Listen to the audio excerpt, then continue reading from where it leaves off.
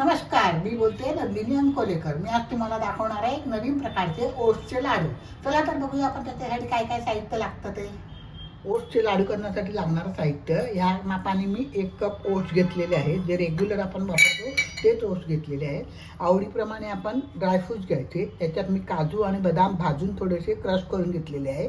1 teaspoon वेलचीची powder, 1 tablespoon बेदाणे आणि जवळजवळ 1/4 पेक्षा थोडंसं जास्ती मी गूळ घेतलेला आहे।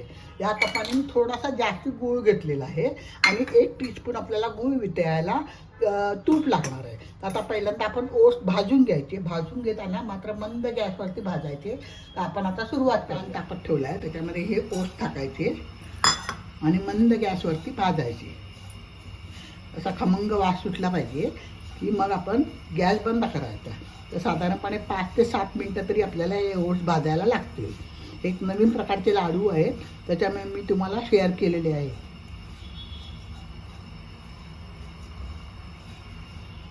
तीन ते 4 मिनटं झाले आहेत, मी हे भाजते आहे। आता कलर आता चेंज झाला आहे आणि थोडासा वास पण छान खमंग वास यायला लागला आहे त्याचा। आता आपण गॅस बंद करूया आणि थोडा वेळ याच्यातच ठेवूया। आता याच पॅनमध्ये मी तुम्हाला लाडू करून दाखवणार आहे। म्हणजे आता 1 टीस्पून मी तूप टाकते।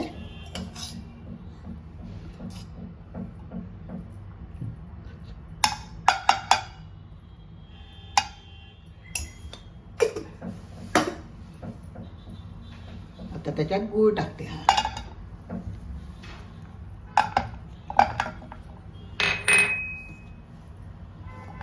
बारीक गॅसवरती तो वितळू द्यायचा।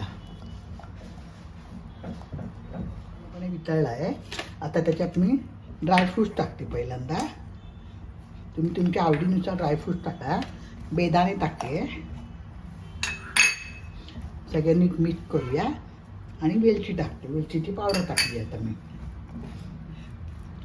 नवीन प्रकारचे लाडू आहे, तुम्हाला कसे वाटतात ते मला कॉमेंट बॉक्समध्ये कळवा।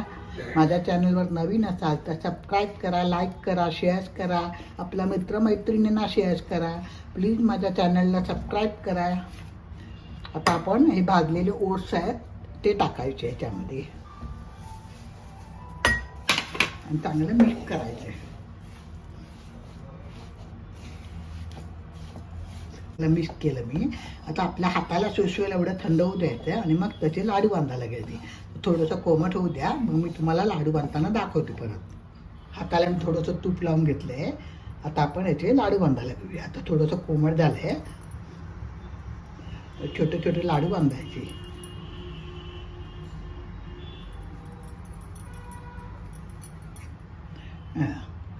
अशा रीतीने आपण सगळे लाडू बांधून घेऊया।